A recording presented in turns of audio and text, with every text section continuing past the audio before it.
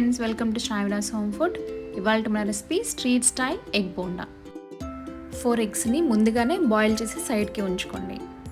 Next ఒక mixing బౌల్లో 1 teaspoon ginger garlic paste, 2 నుంచి 3 టీ స్పూన్ల కారం, 1 టీ స్పూన్ ఉప్పు, ఇది అన్నీ మీ రుచికి తగినంతగా మీరు తీసుకోండి.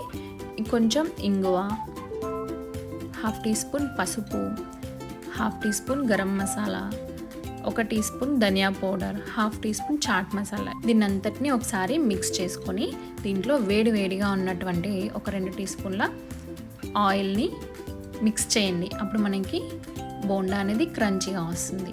మిక్స్ చేశాక దీంట్లో ఇప్పుడు నేను 2 కప్పుల బేసన్ ఫ్లోర్, శనగపిండిని తీసుకుని ఒకసారి జల్లించుకొని, ఇలా జల్లించుకోవడం వలన మనకి కలిపేటప్పుడు ఉండలు కట్టకుండా ఉంటుంది. దీనికి 1/2 కప్పు వాటర్ పోసి ఒకసారి కలపండి.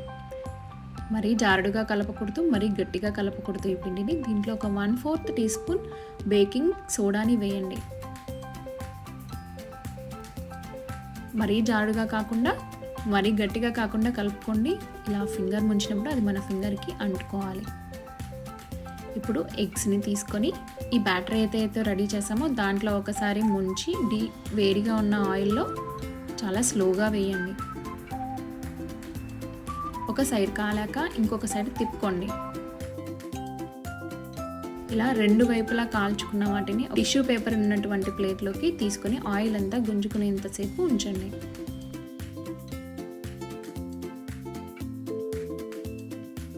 అంతే అండి, మన ఎగ్ బోండా రెడీ అయిపోయింది. ఇప్పుడు నేను మీకు ఇది కట్ చేసి లోపల ఎలా ఉందో చూపిస్తాను. ఎగ్ కానివ్వండి, పైనుంచి బజ్జీ పిండి కానివ్వండి, కరెక్ట్గా అంటుకొని perfect street style egg bonda లాగా ఉంది.